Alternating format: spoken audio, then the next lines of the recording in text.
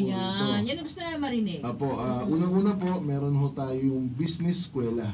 Business eskwela? Opo, bali magtuturo po tayo ng mga panibagong mga negosyo, kahit kumbaga online po kumbaga on radio, on live po magtuturo tayo ng mga negosyo, mga backyard business po.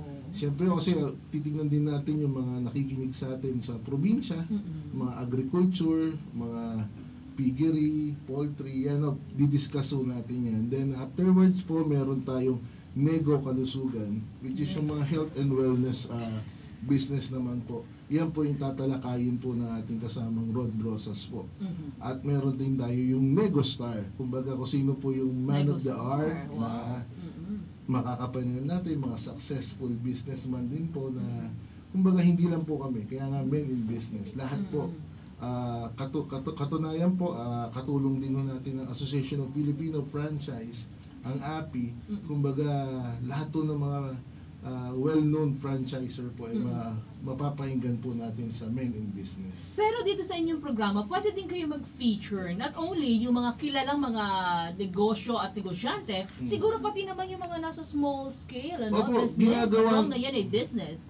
Ginagawa po natin yan sa Trade Secrets, yung mga graduate po na Unlad Kabuhayan natin, na Unlad Kabuhayan Summit na kumbaga ngayon po, nagsimula sila sa maliit na kapital. Ngayon po, malaki na po yung negosyo nila. Marami na rin po silang reseller. Doon tayo tumututok dahil maging inspirasyon sila nung mga maliliit na kababayan natin na hindi ako pwedeng maging negosyante kasi wala akong pera. Hindi. Kumbaga, dapat ang objective po kasi ng Men in Business, sana nga po ma-convert natin lahat ng mga Pilipino na maging entrepreneur. Yun po yun. Bago ko namin bitawan, Baylad, ano ang pwede mong maiwan na ilang mga pananalita at payo, paalala sa lahat ng ating mga kataong bahay, pag negosyo ang pag-uusapan? Okay, sa negosyo po, pwede hong manalo, pwedeng matalo, pero ang importante po ay pinagtuunan natin ng pansin, binigyan natin ng atensyon, at pinaghirapan natin.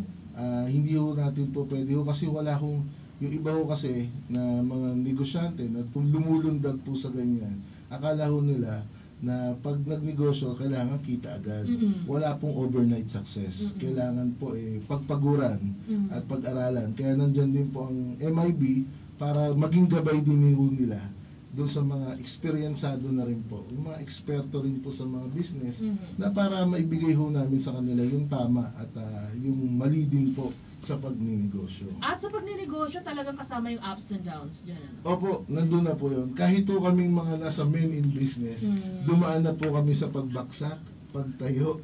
At ganun po talaga. Cycle po yan eh. Pero dapat po alam ho natin kung saan ho natin siya nagkamali at paano natin i-correct ko yung mga ganung bagay.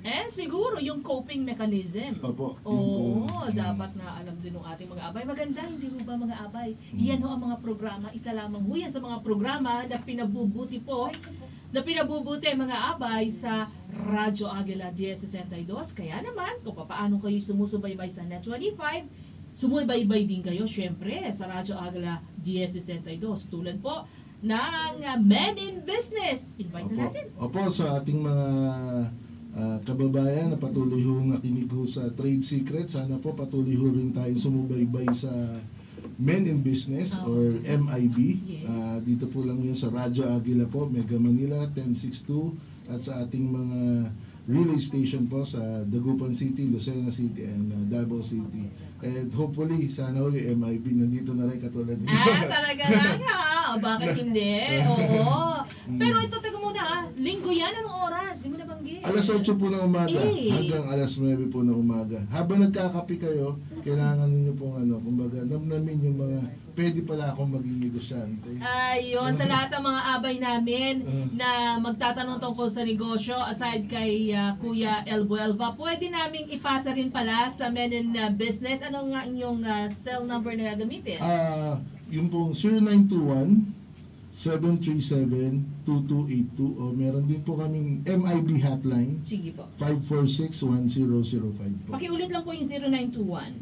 0921 po, 737-2282 po. 2282. Ayan mga abay, ano ho, kung may mga tanong kayo tungkol sa business na maaaring dito rin nyo po itanong, i-refer naman namin sa inyo. Opo. Sige po. Maraming salamat sa inyo, Maraming Abay salamat Lan. din po, Abay Judy. Opo. O sige mga baya, sa linggo, subaybayan nyo na agad ang Men in Business.